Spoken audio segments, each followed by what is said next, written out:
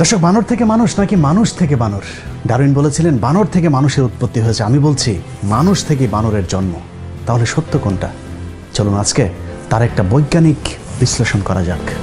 দর্শক, বিজ্ঞানের এই গুরুত্বপূর্ণ গবেষণার কাজটি আমাদের কথিত বিজ্ঞানী ডক্টর জাফর ইকবালকে দিয়ে করা যাক।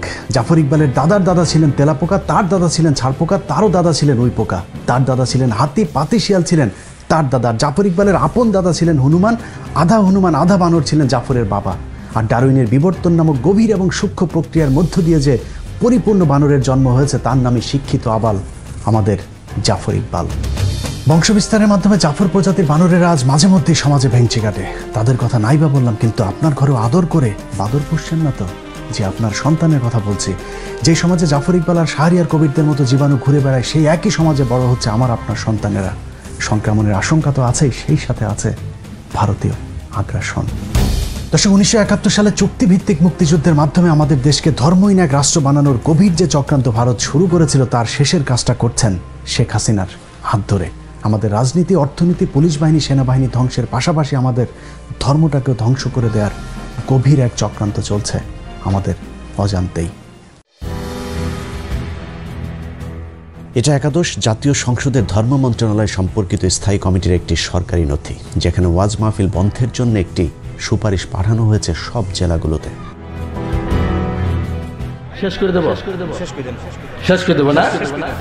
সব জেলাতে সুপারিশ পালিত না হলেও যেসব জেলাতে উগ্রপন্থী ভারতীয় দালালেরা প্রশাসনে আছেন, সেখানে ঠিকই বাস্তবায়িত হয়েছে।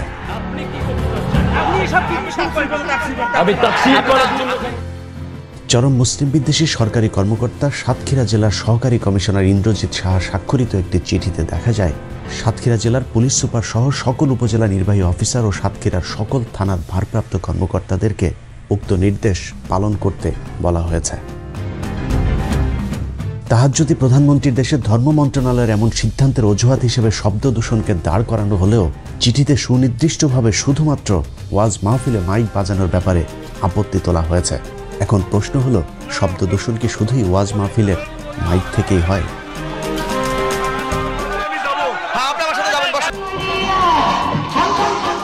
15 আগস্টে বিশিষ্ট মুক্তিযোদ্ধা ও সেনাবাহিনীর সম্মিলিত বিদ্রোহে নিহত শেখ মুজিবের পরিবারের সদস্যদের জন্য দোয়া ও মোনাজাত চলছে। যাই হোক, আওয়ামী লীগের ধর্ম আলাদা, তাদের নবীও আলাদা। যৌক্তিক কারণে তাদের মোনাজাতের ধরনও আলাদা হবে, সেটাই স্বাভাবিক। কিন্তু সমস্যা হলো, এখানেও তো উচ্চ শব্দে মাইক বাজানো হয়েছে, সেটা নিয়ে তো কোনো সমস্যা হয়নি।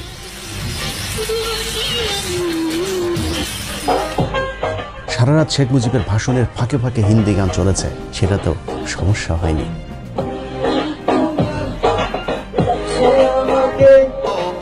সমস্যা হয়নি বাংলাদেশের ভেতরে ভারতীয় জাতীয় সঙ্গীত বাজানোতেও।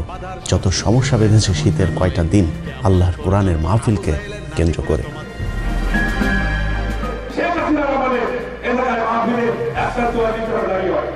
সরকার এরই মধ্যে বেশ কিছু জনপ্রিয় আলেমকে কালো তালিকাভুক্ত করেছে। যে কজন ময়দানে আছে তাদের উপরেও মাঝে মধ্যেই ঘটছে হামলার ঘটনা।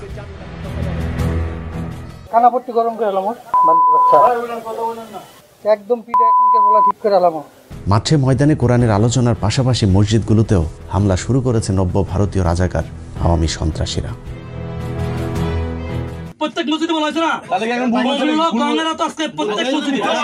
জুমার খুতবাকেও আওয়ামী লীগ নিজেদের প্রতিপক্ষ হিসেবে দাঁড় করিয়েছে। আলেমদের বয়ানে মূর্তির বিরুদ্ধে কথা বলার কারণে দেশের বিভিন্ন স্থানে মসজিদে হামলাও করেছে শেখ মুজিবের আদর্শের সন্তানেরা। চাঁদপুরের অনুসন্ধান টিভি নামে একটি ইউটিউব চ্যানেলের অনুসন্ধানে বলা হয়, স্থানীয় আওয়ামী লীগ নেতা তার ক্যাডারদের দিয়ে মসজিদে আগুন দিয়ে মসজিদের অবকাঠামো সহ পবিত্র কোরআন পুড়িয়েছে। মসজিদ কিংবা ঘরের বাইর কোথাও আজ নিরাপদ নেই বাংলার মুসলমানেরা। কোরআনের আলোচনার ছোট ছোট ঘরোয়া সভাগুলো থেকেও মানুষকে ধরে বলা হচ্ছে নাশকতার ষড়যন্ত্রকারী। মাদ্রাসায় বিক্ষিপ্ত কিছু ঘটনাকে পুঁজি করে মাদ্রাসা শিক্ষা ব্যবস্থা বন্ধের গভীর এক চক্রান্ত শুরু করেছে আওয়ামী ধর্মবিদ্বেষীরা। চাঁদপুরের কচুয়া থানার সাতবাড়িয়া গ্রামে তালিমুল কোরআন ওয়াল হিকমা কওমি মাদ্রাসায় পরিকল্পিতভাবে এক মাদ্রাসার শিক্ষককে পেটানো হয়েছে বলৎকারের অভিযোগ তুলে। এই ঘটনাটিকে বাংলাদেশের নাস্তিকপন্থী গণমাধ্যম ফলাও করে প্রচারও করেছে। কিন্তু পরে জানা যায় আওয়ামী সন্ত্রাসীরা পরিকল্পিতভাবে সেই মাদ্রাসা শিক্ষকের উপর হামলা করেছে। একটি ভিডিওতে দেখা যায় যে শিশুকে বলাৎকারের অভিযোগে সেই শিক্ষককে মারধর করা হয়েছে। সেই শিশুর পিতা ঘটনাটিকে ষড়যন্ত্র দাবি করে সেই মাদ্রাসা শিক্ষকের কাছে ক্ষমা চেয়েছেন।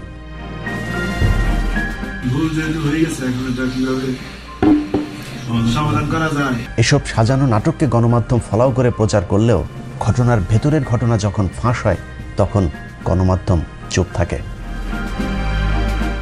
এভাবে আয়ামে জাহিলিয়াতের চাইতে ভয়ঙ্কর হয়ে উঠেছে গত 1 বছরের আওয়ামী জাহিলিয়াতের যুগ। দর্শক, এসব তো আমাদের চোখের সামনেই ঘটছে, এর বাইরেও এমন অনেক কিছুই ঘটছে যার কোনো কিছুই আমরা জানি না। না জানার কারণে অজানা এক অন্ধকারের দিকে ধাবিত হচ্ছে আমরা, আমাদের দেশ, ধর্ম, সেই সাথে আমাদের ভবিষ্যৎ প্রজন্ম। বাংলাদেশ থেকে ইসলামকে ধ্বংস করে দেওয়ার চক্রান্তের অংশ হিসেবে বাংলাদেশের শিক্ষা ব্যবস্থায় নাস্তিক্যবাদ প্রতিষ্ঠার লক্ষ্যে 2013 সালে প্রফেসর মোহাম্মদ মোস্তফা কামাল উদ্দিনকে সরিয়ে ভারতীয় এজেন্ট নারায়ণচন্দ্র সাহাকে জাতীয় শিক্ষাক্রম ও পাঠ্যপুস্তক বোর্ডের চেয়ারম্যান নিযুক্ত করা হয়। আর বোর্ডের সম্পাদনার দায়িত্বে আছেন ডাক্তার সৌমিত্র চক্রবর্তী, তার সাথে আছেন মেড ইন ইন্ডিয়ান মাল জাফর ইকবাল। ভারতীয় 3 দালাল মিলেই বাংলাদেশের শিক্ষার্থীদের চরম কৌশলে মগজ ধোলাই করে ইসলাম বিদ্বেষী বানানোর এজেন্ডা বাস্তবায়ন শুরু করেছে। শিক্ষার নামে কুশিক্ষা দিয়ে কিভাবে শিক্ষার্থীদের মগজ ধোলাই করা হচ্ছে সেটা একটু দেখা যাক। 2014 সাল থেকে নবম দশম শ্রেণীর সাধারণ বিজ্ঞান, জীববিজ্ঞান থেকে শুরু করে একাদশ, দ্বাদশ, অনার্স পর্যন্ত নতুন একটি অধ্যায় চালু করা হয়েছে, যে অধ্যায়ে ডারউইনের বিবর্তনবাদ শিক্ষা দেওয়া হচ্ছে। এই অধ্যায়ের মূল বিষয় হলো মানুষ একসময় বানর, শিম্পাঞ্জি থেকে বনমানুষ হয়ে তারপর সেখান থেকে আধুনিক মানুষে রূপ নিয়েছে। এই আজগুবি কথা আমরা দীর্ঘদিন ধরে শুনে আসলেও এবার কৌশলে সেটাকে বৈজ্ঞানিক সত্য হিসেবে প্রতিষ্ঠিত করবার চেষ্টা চলছে। নবম দশম শ্রেণীর সাধারণ বিজ্ঞান বইয়ের 100 নম্বর পৃষ্ঠায় পৃথিবী উৎপত্তির এক কাল্পনিক ধারণা দেওয়া হয়েছে। সেই পৃষ্ঠায় বলা হয়েছে খ্রিস্টপূর্ব 4র্থ শতাব্দীতে গ্রিক দার্শনিক অ্যারিস্টটল প্রমাণ করেন যে জীবজগতের বিভিন্ন জীবের ভেতর এক শ্রেণীর জীব অন্য শ্রেণীর জীব হতে অপেক্ষাকৃত উন্নত, এবং জীবগুলো তাদের পূর্বপুরুষ থেকে উৎপত্তি লাভ করে বিবর্তন বা অভিব্যক্তির মাধ্যমে ক্রমাগত পরিবর্তিত ও রূপান্তরিত হয়ে বর্তমান রূপ ধারণ করেছে। বিবর্তন একটি মন্থর এবং চলমান প্রক্রিয়া, এবং এই প্রক্রিয়ার মাধ্যমে গঠনগত সরল জীবন থেকে জটিল জীবনের উৎপত্তি ঘটেছে।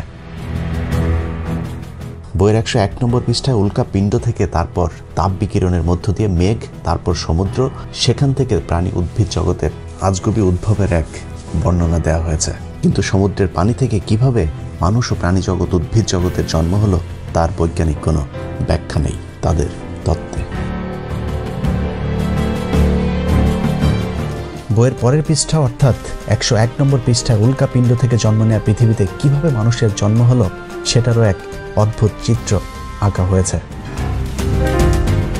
সেখানে দেখানো হয়েছে carbon dioxide, nitrogen, hydrogen, methane, ammonia, জলীয় বাষ্প, অ্যামাইনো অ্যাসিড, সেখান থেকে nucleic acid, protein, nucleoprotein, protovirus, virus, bacteria, সেখান থেকে প্রোটোজোয়া, তারপর বহুকোষী জীব, আর সেখান থেকেই উদ্ভিদ আর প্রাণীর জন্ম হয়েছে।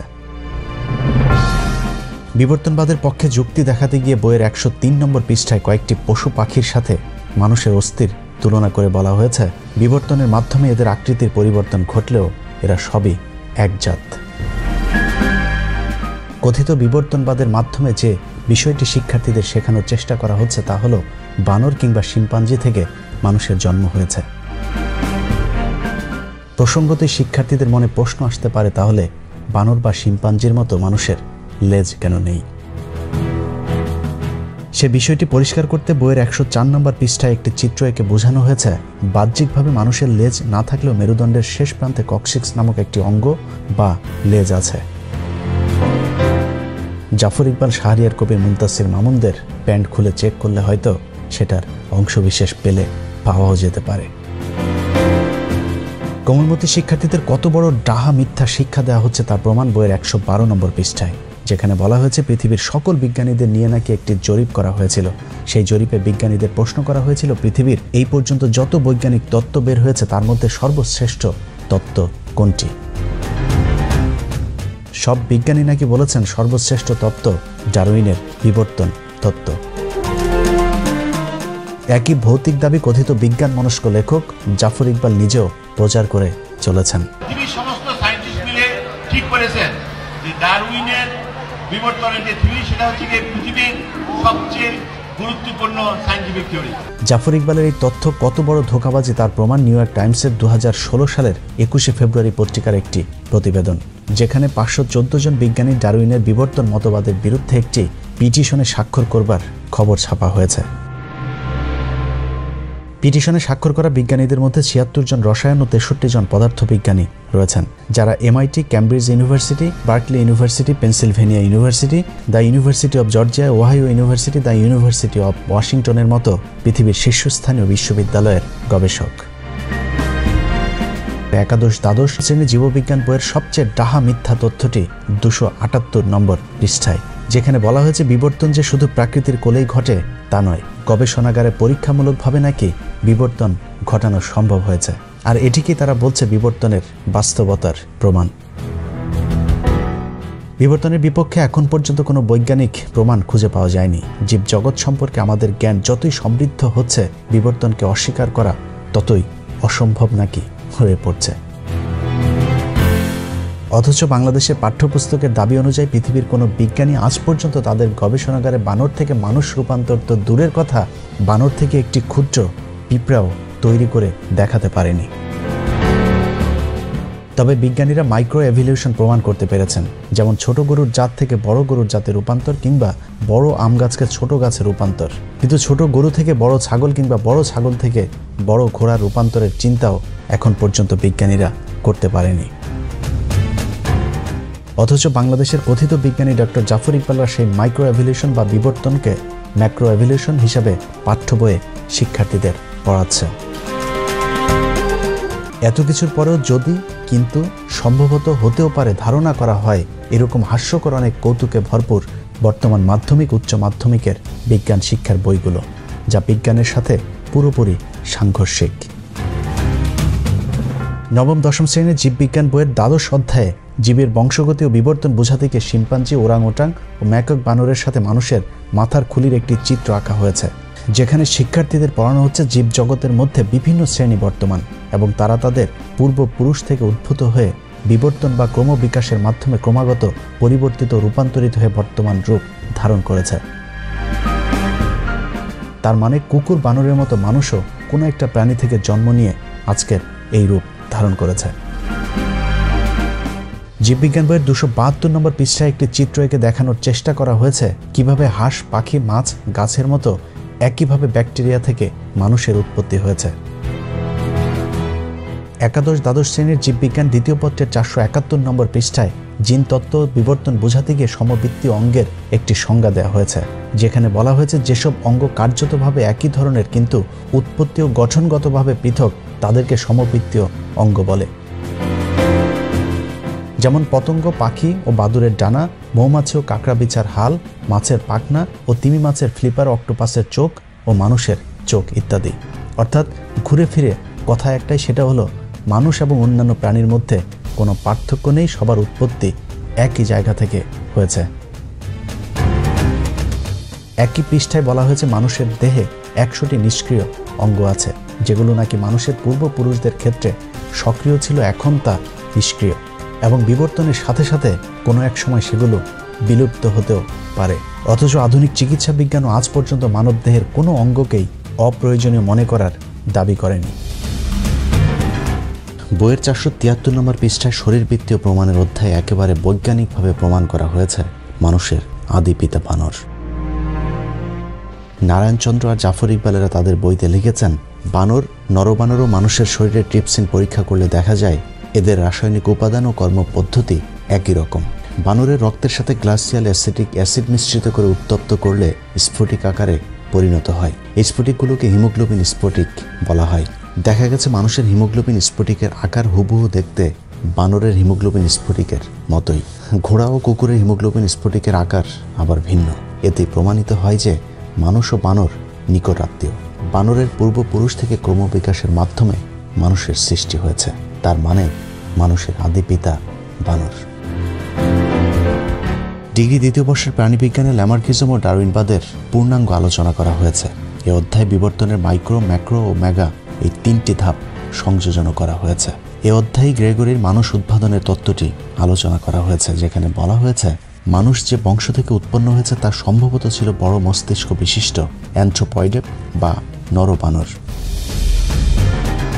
এরা দেখতে অনেকটা শিম্পাঞ্জি ও গেরিলা দলের মতো ছিল, অর্থাৎ এখানেও বানর, গেরিলা, শিম্পাঞ্জি থেকে মানুষের উদ্ভবের কথা বলা হয়েছে। মানুষের আগের জাতের চেয়ে বর্তমান জাতের মাঝে কিছু পরিবর্তন বা বিবর্তনের কথা বলা হয়েছে। সেগুলি হলো, আগে মানুষ খাড়া হয়ে চলতে পারত না, হাত পা লম্বায় সমান ছিল, অর্থাৎ মানুষও বানরের মতোই 4 হাত পায়ে ভর দিয়ে হাঁটত। চেয়াল ও দাঁতের আকার এখনকার চেয়ে অনেক বড় ছিল। থুতনি, করোটা ও মস্তিষ্কের আকৃতিরও পরিবর্তনের কথা উল্লেখ করা হয়েছে এই অধ্যায়টিতে। অনার্স 2য় বর্ষের সমাজবিজ্ঞান বইটি পড়লে স্পষ্ট হয়ে যাবে ডারউইন ও তার অনুসারীদের মূল উদ্দেশ্যই হল পৃথিবীকে ধর্মহীন করা। বইটির 269 থেকে 278 পৃষ্ঠাগুলোতে ধর্মের সংজ্ঞা ও উৎপত্তি বর্ণনা করতে গিয়ে সরাসরি ধর্মকে আক্রমণ করা হয়েছে। কার্ল মার্কসের তত্ত্বটিও এখানে সংযোজন করা হয়েছে, যেখানে ধর্মকে মিথ্যা ধারণা হিসেবে উল্লেখ করে বলা হয়েছে ধর্মই নাকি মানুষকে তন্দ্রাবিষ্ট করে রাখে বা ঘুম পাড়িয়ে রাখে। পৃথিবীর কোনো ধর্মই মানুষকে খারাপ হতে কিংবা অন্য ধর্মের মানুষের উপর হামলা করতে শেখায় না, বরং ভালোবাসতে শেখায়। প্রথম বিশ্বযুদ্ধ, দ্বিতীয় বিশ্বযুদ্ধ কিংবা পৃথিবীতে ঘটে যাওয়া কোনো বড় যুদ্ধই ধর্মের কারণে হয়নি, বরং ধর্মীয় বিধান মানলে সেসব যুদ্ধগুলো হয়তো এড়ানো যেত। তারপরেও এই বইতে বলা হয়েছে ধর্ম হলো মানুষের সৃষ্টি, যা সমাজে বিচ্ছিন্নতা সৃষ্টি করে এবং মানুষকে মোহগ্রস্ত করে রাখে। অন্যান্য শ্রেণীর বিজ্ঞানের পাঠ্য বইগুলোর মতো এই বইতেও সেই একই ধারণা দেওয়া হয়েছে যে পৃথিবীতে সৃষ্টিকর্তা বলে আসলে কিছুই নেই। বিবর্তন প্রক্রিয়ার মাধ্যমে বানর, গরিলা কিংবা শিম্পাঞ্জির মতো কোনো একটি জাত থেকে মানুষের আবির্ভাব ঘটেছে। অনার্স 2য় বর্ষের প্রাণীবিজ্ঞানে কিছুটা কৌশল খাটানো হয়েছে, অনেকটা গোড়া ঠিক রেখে আগায় কিছুটা কাটছাট করবার মতো। ডারউইন সহ বিবর্তনবাদীদের যেসব তত্ত্ব এরই মধ্যে বিতর্কিত হয়েছে সেগুলোকে কাটিয়ে উঠতে লেমার্কবাদ, ডারউইনবাদ হয়ে নব্য ডারউইনবাদ, সেখান থেকে সংশ্লেষ মতবাদ সম্পর্কে আলোচনা করা হয়েছে। আগের মতবাদগুলোর নানান ভুল ত্রুটির সমালোচনা করে সবশেষ সংশ্লেষ মতবাদকেই আধুনিক মতবাদ হিসেবে উল্লেখ করা হয়েছে। যে তত্ত্বেরও মূল বক্তব্য বানর কিংবা শিম্পাঞ্জির মতো মানুষের আগে লেজ ছিল, সময়ের বিবর্তনে লেজ বিলুপ্ত হয়েছে, অর্থাৎ মানুষও বানর, শিম্পাঞ্জি কিংবা বন্য মানুষ ছিল। ডারউইন যেটা বলেছেন সেটা হচ্ছে গিয়ে বিবর্তনের থ্রু একটা প্রাণী জন্ম নিয়েছে, সেই প্রাণীর একটা ব্রাঞ্চ হয়েছে মানুষ, একটা ব্রাঞ্চ হয়েছে শিম্পাঞ্জি, একটা ব্রাঞ্চ হয়েছে ওরাংউটাং, আর একটা ব্রাঞ্চ হয়েছে গরিলা, বুঝেছ? অলরাইট, এবং তাদের একটা ব্রাঞ্চ হয়েছে বানর। কাজেই বানর এবং মানুষ একই প্রাণী থেকে ইভলভ করেছে, বুঝেছো? দর্শক, মানুষের আদিপিতা বানর কিনা সেটা বৈজ্ঞানিকভাবে এখনো প্রমাণ হয়নি, কিন্তু জাফর ইকবালের আদিপিতা যদি বানর হয়েও থাকে, তারপরে অনর হয়ে আমি বলবো মহান রাব্বুল আলামিন আমাকে সৃষ্টি করেছেন, আমি আশরাফুল মাখলুকাত। পবিত্র কোরআনের আরেকটি বিশেষ নাম হচ্ছে এটা একটি বৈজ্ঞানিক কোরআন। পবিত্র কোরআনের অসংখ্য আয়াত আছে যেখানে পৃথিবীর সৃষ্টির রহস্য সহ বিভিন্ন ধরনের বৈজ্ঞানিক আলোচনা করা হয়েছে। সূরা ইয়াসিনের 36 নম্বর আয়াতে বলা হয়েছে, মহিমায়িত সেই সত্তা যিনি প্রতিটি বস্তুকে জোড়ায় জোড়ায় সৃষ্টি করেছেন, ভূমি যা উৎপাদন করে এমনকি তাদের নিজেদের প্রজাতি অর্থাৎ মানব জাতি, আর সেই সব বস্তু যা তারা নিজেরাও জানে না। সূরা শুরার 11 নম্বর আয়াতে বলা হয়েছে, তিনি তোমাদের মধ্যে জোড়া তৈরি করেছেন, পশুদের মধ্যেও করেছেন জোড়া, এভাবেই তিনি বংশ বিস্তার করেন। সূরা রাদের 3 নম্বর আয়াতে বলা হয়েছে, এবং প্রত্যেক প্রকার ফল সৃষ্টি করলেন জোড়ায় জোড়ায়। সূরা লোকমানের 10 নম্বর আয়াতে বলা হয়েছে, তিনি আসমান হতে বৃষ্টি বর্ষণ করেন এবং তাতে সর্বপ্রকার উদ্ভিদ জোড়ায় জোড়ায় জন্মায়। সূরা নিসার 1 নম্বর আয়াতে বলা হয়েছে, হে মানুষ, তোমরা তোমাদের রবকে ভয় করো, যিনি তোমাদেরকে এক ব্যক্তি হতে সৃষ্টি করেছেন এবং যিনি তার থেকে তার সঙ্গিনীকে সৃষ্টি করেছেন আর বিস্তার করেছেন তাদের দুজন থেকে অগণিত পুরুষ ও নারী। সূরা নূরের ৪৫ নম্বর আয়াতে বলা হয়েছে, এবং আল্লাহ পানি হতে সকল জীব সৃষ্টি করেছেন, এদের কিছু পেটের উপর ভর করে চলে, আর কিছু দু পায়ের উপর ভর দিয়ে চলে, আর কিছু চলাচল করে চার পায়ের উপর ভর করে। আল্লাহ তার ইচ্ছা মতো সৃষ্টি করেন, নিশ্চয়ই আল্লাহ সর্বশক্তিমান। এভাবে কোরআনের বিভিন্ন জায়গায় পৃথিবী, মানুষ ও জীবজন্তু সৃষ্টির রহস্য সম্পর্কে আলোচনা করা হয়েছে, যার কোনোটি আজ পর্যন্ত আধুনিক বিজ্ঞান ভুল বলে প্রমাণ করতে পারেনি। যেগুলো নিয়ে এখনো বিতর্ক আছে কিংবা যেগুলো এখনো অনাবিষ্কৃত আছে, সেটাও আমাদের মানুষের ব্যর্থতা, কোরআনের নয়। একজন মুসলমান হিসাবে বিজ্ঞানের কোনো আবিষ্কার যদি কোরআনের বিরুদ্ধেও যায়, তাহলেও মনে রাখতে হবে, ভুল যদি করে থাকে বিজ্ঞান করছে, কোরআন নয়। কারণ বিজ্ঞানের এমন অনেক আবিষ্কারই আছে যেটা কালের বিবর্তনে মিথ্যা বলে প্রমাণিত হয়েছে, কিন্তু 14,000 বছর আগের কোরআনের একটি শব্দ আজ পর্যন্ত ভুল বলে প্রমাণ হয়নি। দর্শক, তার মানে বিবর্তনবাদ নামের বিতর্কিত তত্ত্ব যদি সত্য হয়, তাহলে অসত্য প্রমাণিত হবে কোরআনের অন্তত হাফ ডজন আয়াত। কিন্তু 1,500 বছর আগে লেখা অবৈজ্ঞানিক এক বই কোরআন দিয়ে কি 2021 সালের পৃথিবী চলবে? তাই চলুন কোরআন বাদ দিয়ে বিজ্ঞান নিয়ে আলোচনা করে দেখি আমাদের আধুনিক ছেলে মেয়েদেরকে অত্যাধুনিক বিজ্ঞানী জাফর ইকবালেরা বিজ্ঞান শেখানোর নামে কিভাবে অজ্ঞান করছে। নবম শ্রেণী থেকে অনার্স পর্যন্ত আমাদের দেশের জাতীয় পাঠ্যপুস্তকের এতক্ষণের আলোচনা যদি পর্যালোচনা করা হয়, তাহলে যা দাঁড়াবে তা হলো ভাইরাস থেকে ব্যাকটেরিয়া, তারপর প্রোটোজোয়া হয়ে বহুকোষী, সেখান থেকে প্রাণীজগৎ ও উদ্ভিদ জগতের জন্ম হয়েছে। বৈজ্ঞানিকভাবে কোনো ব্যাখ্যা না দিয়েই বলা হয়েছে কোনো না কোনো একভাবে প্রাণী তার প্রাণ পেয়েছে, আর সেই প্রাণীর মধ্য থেকে কোনো একটি প্রাণী থেকে বানর, শিম্পাঞ্জি, গেরিলা, ওরাংওটাং এবং মানুষ উৎপত্তি হয়েছে। মানুষেরও বানর ও শিম্পাঞ্জির মতো কোনো এক সময় লেজ ছিল। বিভিন্ন বিবর্তনের মাধ্যমে মানুষ বর্তমান লেজবিহীন রূপ পেয়েছে। আধুনিক মানুষের ঠিক আগের প্রজাতিকে ক্রোম্যাগনন এবং তার ঠিক আগের প্রজাতিকে বলা হয়েছে নিয়েন্ডারথাল প্রজাতি। নিয়েন্ডারথাল প্রজাতির মানুষের উৎপত্তি দাবি করা হয়েছে 1 লাখ বছর পূর্বে। তাদের যুক্তি হিসেবে 1865 সালে পাওয়া 75,000 বছর আগের পাওয়া মানুষের একটি জীবাশ্মকে তুলে ধরা হয়েছে, এবং সেটাকে নিয়েন্ডারথাল প্রজাতির মানুষের সবশেষ জীবাশ্ম হিসাবে দাবি করা হয়েছে। অর্থাৎ 75,000 বছরের পরে নিয়েন্ডারথাল প্রজাতির মানুষের অস্তিত্ব পৃথিবীতে ছিল না। এর পরের প্রজাতি হিসাবে দাবি করা হয়েছে ক্রোম্যাগনন। তাদের বিলুপ্তির কথা বলা হয়েছে এখন থেকে 10,000 বছর পূর্বে। অর্থাৎ 75,000 বছর থেকে 10,000 বছরের এর মাঝামাঝি কোনো একটা সময় আধুনিক মানুষের উৎপত্তি হয়েছে। সেটা হতে পারে 75,000 বছর আগে, হতে পারে 10,000 বছরের ঠিক আগে। তাদের সেই দাবি অনুযায়ী আধুনিক মানুষের বয়স হয়তো 30,000 বছর আগের। এবার দেখা যাক তাদের সেই যুক্তি কতটা সত্যি। 2018 সালের জানুয়ারি 26 তারিখে ইউএস জার্নালের এক প্রবন্ধে 1,74,000 থেকে 1,88,000 বছরের পুরাতন মানুষের একটি জীবাশ্ম আবিষ্কারের কথা বলা হয়েছে।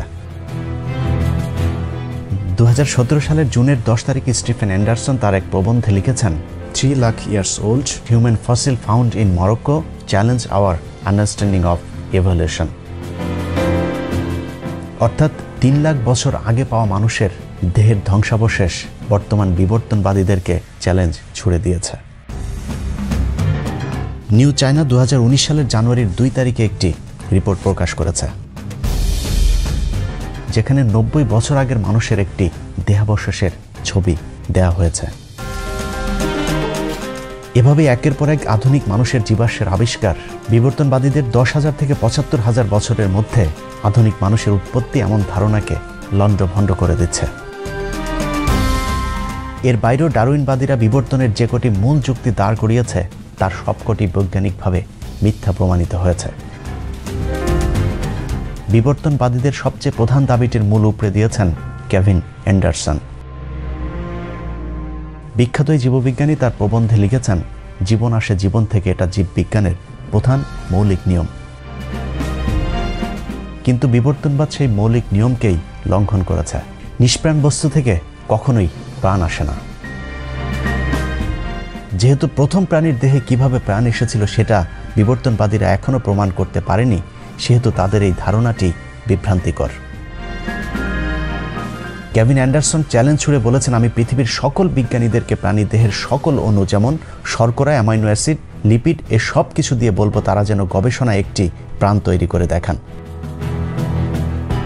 এখন পর্যন্ত সমসাময়িক জেনেটিক্স, কোষ জীববিজ্ঞান, ইপিজেনেটিক, আণবিক জীববিজ্ঞান ও জৈব রসায়নবিদদের গবেষণায় লাখ লাখ ডলার খরচ করে প্রাণের উৎপত্তির যে গবেষণা চালানো হচ্ছে তার ফলাফল এখনো শূন্য।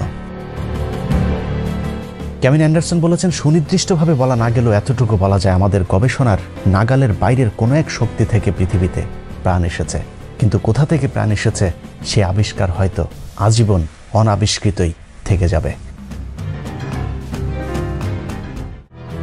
টাইমস ম্যাগাজিনের এক জরিপে দেখা গেছে মার্কিন যুক্তরাষ্ট্রের 30,000-এরও কিছু বেশি সংখ্যক কলেজ শাখার বিজ্ঞান শিক্ষক ডারউইনের এই মতবাদকে বিশ্বাস করেন না। হার্ভার্ড বিশ্ববিদ্যালয়ের গবেষণায় অংশ নিয়ে যুক্তরাষ্ট্রের 1 লাখ শিক্ষক বলেছেন, বাইবেলের ইন্টেলিজেন্ট ডিজাইন তত্ত্ব ডারউইনের বিবর্তন তত্ত্বের গুরুতর বৈজ্ঞানিক বিকল্প। 5,70,000 মার্কিন চিকিৎসক দাবি করেছে কোনো এক ঐশ্বরিক শক্তির অলৌকিক সৃষ্টি মানুষ। দেশটির 60% চিকিৎসক ডারউইনের মতবাদকে সরাসরি প্রত্যাখ্যান করেছেন।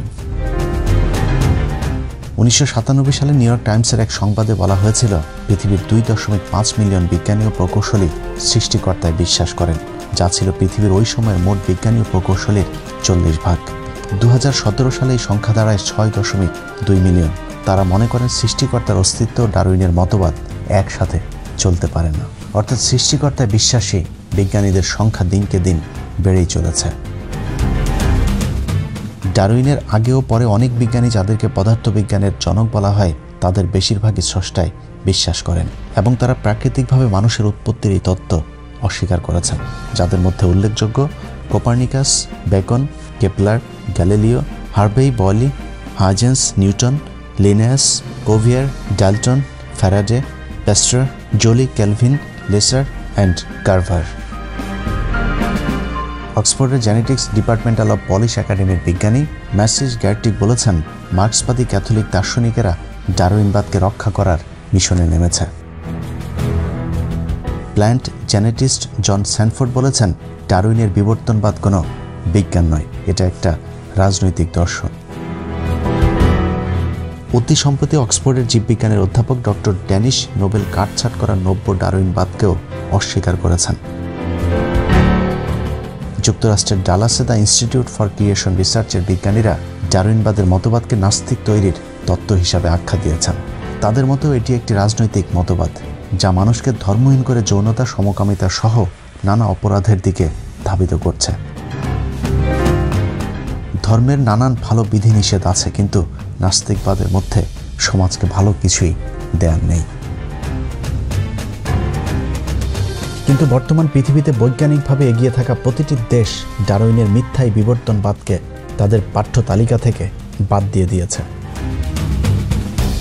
খোদ মার্কিন যুক্তরাষ্ট্রের ফ্লোরিডা, ইলিয়ন, কানেকটি, মিসিসিপি, ওকাহামা এই 5টি অঙ্গরাজ্যে বিবর্তনবাদকে 2004 সাল থেকে তাদের পাঠ্য বইয়ে নিষিদ্ধ করেছে। আরও 3টি অঙ্গরাজ্যে বিবর্তনবাদের বিরুদ্ধে মামলা আদালতে চলমান। বর্তমান পৃথিবীকে জ্ঞান বিজ্ঞানের নেতৃত্ব দেয় ইহুদিদের দেশ ইসরায়েলে বিবর্তনবাদ সংশোধন করা হয়েছে। বিজ্ঞানে এগিয়ে যাওয়া আরেক দেশ তুরস্কে বিবর্তনবাদ পড়ানো একেবারে নিষিদ্ধ। প্রেসিডেন্ট এরদোয়ান বলেছেন, এসব মিথ্যা তত্ত্ব শিক্ষা দেওয়ার পরিবর্তে আমাদের শিশুদের প্রয়োজনীয় বিজ্ঞান শিক্ষা দেওয়া উচিত। দক্ষিণ কোরিয়া সেদেশে বিবর্তনবাদ সিদ্ধান্তের চূড়ান্ত অনুমোদন উপস্থাপন করেছেন। রোমানিয়া 2006 সাল থেকে রাষ্ট্রীয়ভাবে সেদেশে বিবর্তনবাদ পড়ানো নিষিদ্ধ ঘোষণা করেছে। এছাড়াও সৌদি আরবেও বিবর্তনবাদ শিক্ষা দেয়া নিষিদ্ধ। নারায়ণচন্দ্র সাহা, জাফর ইকবালদের আদি পিতার দেশ ভারতে বিবর্তনবাদ শিক্ষা বাতিলের দাবি করেছে সেদেশের বর্তমান জুনিয়র শিক্ষামন্ত্রী সত্যপাল। এনডিটিভির বরাত দিয়ে সমকাল পত্রিকা 2018 সালের 22 জানুয়ারি একটি খবর ছেপেছে। সেই খবরে প্রকৃতি বিজ্ঞানী চার্লস রবার্ট ডারউইনের বিবর্তনবাদ তত্ত্ব বৈজ্ঞানিকভাবে ভুল দাবি করেছেন সত্যপাল সিং। তাই স্কুল কলেজের টেক্সট বুক থেকে সেই সূত্রটি সরানো প্রয়োজন বলে মন্তব্য করেছেন এই প্রভাবশালী মন্ত্রী। আমাদের স্কুল কলেজের টেক্সট বুক থেকে এই সূত্রটি সরানো প্রয়োজন মন্তব্য করে তিনি আরও বলেন, আমাদের পূর্বপুরুষেরা কোথাও উল্লেখ করেননি যে তারা একটি বন্য মানুষকে মনুষ্য সন্তানে রূপান্তর হতে দেখেছে। দর্শক, বিজ্ঞানের নামে মিথ্যা তথ্য দিয়ে যে অসত্য তথ্য আমাদের শিশুদেরকে শেখানো হচ্ছে, তাদের দেখানো পথে যদি ভবিষ্যৎ প্রজন্ম চলতে থাকে তাহলে বলতেই হয় আগামী 10 বছরের মধ্যে এদেশের ধর্মের প্রতি বিশ্বাস করা মানুষ খুঁজে পাওয়া অবিশ্বাস্য হয়ে যাবে। প্রিয় দর্শক, এসব থেকে বাঁচার জন্য আমাদের সকলের সম্মিলিত প্রচেষ্টা প্রয়োজন। আমি আমার জায়গা থেকে বিবর্তনবাদের মাধ্যমে কিভাবে মানুষকে নাস্তিকতার দিকে ঠেলে দেওয়া হচ্ছে সেটা বোঝানোর চেষ্টা করেছে। কতটুকু পারলাম জানি না, যদি পেরেও থাকি তারপরেও আমার মতো ক্ষুদ্র একজন মানুষের 15 মিনিটের বৈজ্ঞানিক অনুসন্ধান এদেশের পাঠ্যপুস্তক থেকে বিবর্তনবাদের পরিবর্তন করতে পারবে না। তারপরেও কেন কথা বলি জানেন? হাজার দুঃস্বপ্নের মাঝে স্বপ্ন দেখিয়ে দেশের অচেতন মানুষগুলো একটু যদি সচেতন হয়। আর শেখ হাসিনা শুধুমাত্র ক্ষমতায় থাকবার জন্য এদেশের কোটি কোটি মানুষের আবেগকে পুঁজি করে আপনি ইসলাম ধর্মের যে ক্ষতি করলেন, এপারে না হলেও দেখা হবে ওপারে। অপেক্ষায় রইলাম তোর শেষ বিচারে। আল্লাহ হাফেজ।